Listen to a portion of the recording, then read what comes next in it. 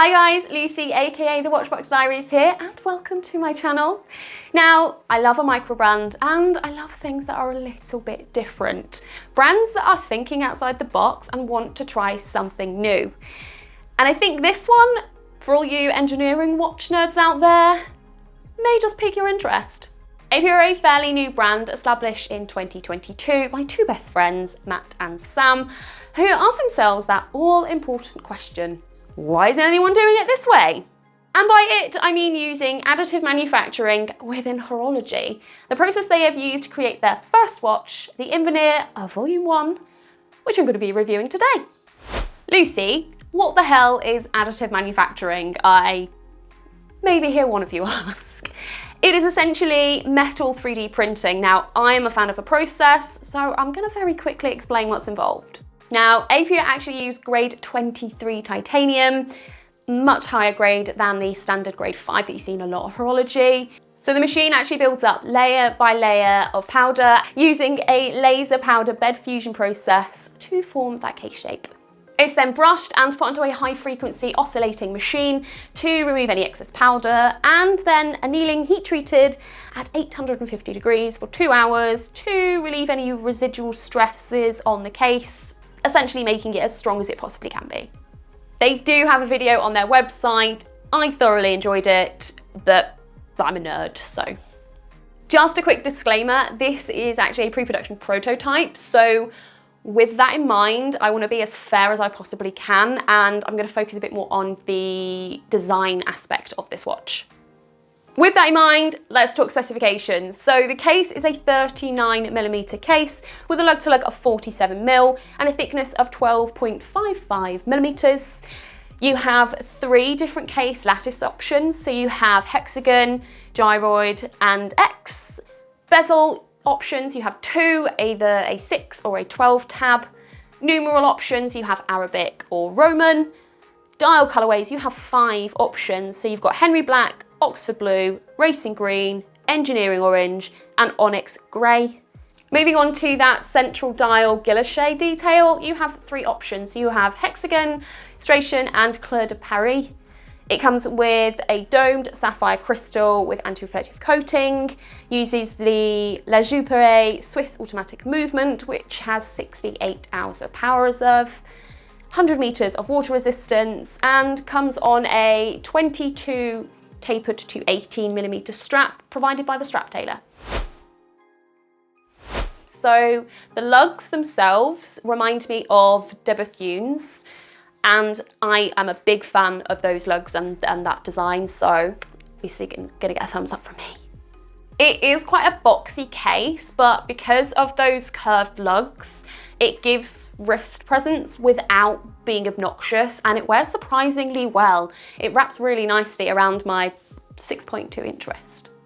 The dial has been kept super simple, so there's all of the information that you need and a little bit of texture going on, but everything is super legible. Personally, I'm not a fan of Roman numerals, so again, I also appreciate that there's the Arabic numeral option. If you're someone like me that doesn't necessarily need loom, but appreciates it, this minute track is actually loomed, which a lot of brands forego, so I'm appreciating that.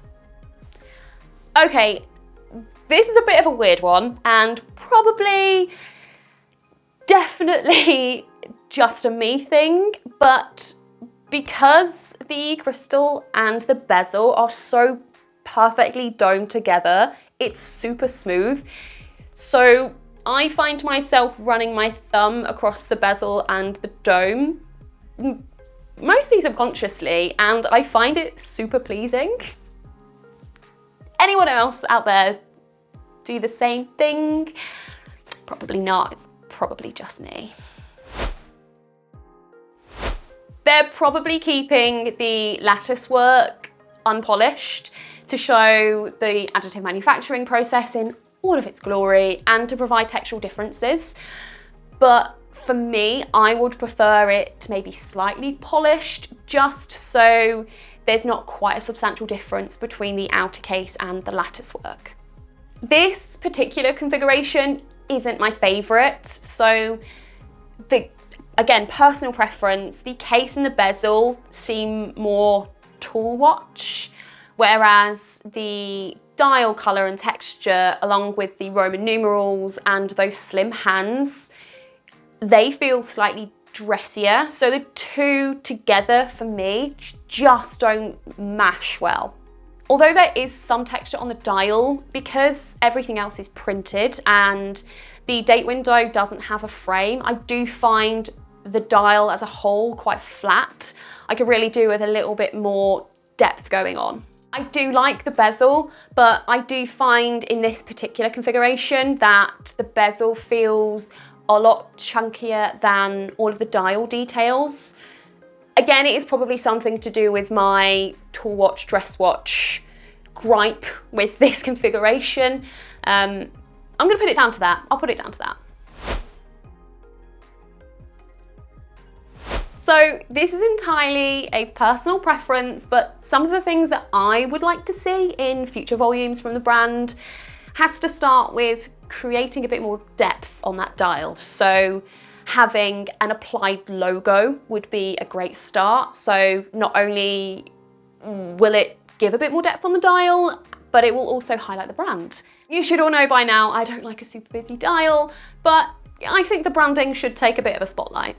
To add to that dial depth as well, putting in a date window frame, I think would be a really good idea as well. So it's a subtle level of depth without adding any additional faff or fuss to the rest of the dial. I would love to see them change up the hands. They are perfectly simple, perfectly fine, but I think to bring more brand identity, it would be a good idea to do something different with the hands. I do also think that on the dressier side for a watch design, that to me screams engineering. Now, some of you might be wondering what my perfect configuration would be. I am a simple gal. If a dial has texture, you keep the colorway simple. If the colorway is bold, everything else needs to stay simple. With that in mind, I thought I was going to go for the black dial. No. But no. Turns out, I really enjoy the engineering orange. So I think my final choice would be the hexagon lattice, 6-tab bezel, Arabic numerals, hexagon dial, obviously to match the lattice and the brand logo. I love a matchy-matchy. The engineering orange dial and pretty much any of the strap options, because they would all work.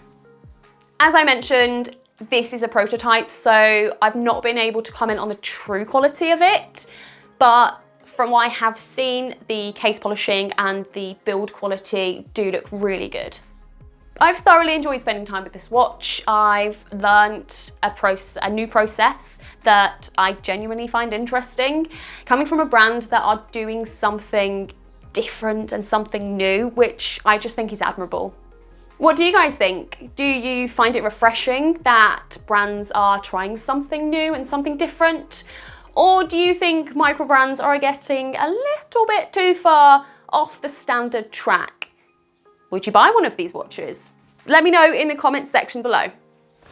Thank you so much for tuning in, and as usual, if you have enjoyed my videos and my content and you want to support the channel, you gotta do the YouTubey things. Make sure you've given it a like, a comment, and you are subscribed to the channel. And if you want to be notified of my upcoming videos, just click the little bell and YouTube will do its thing. Until then though, bye.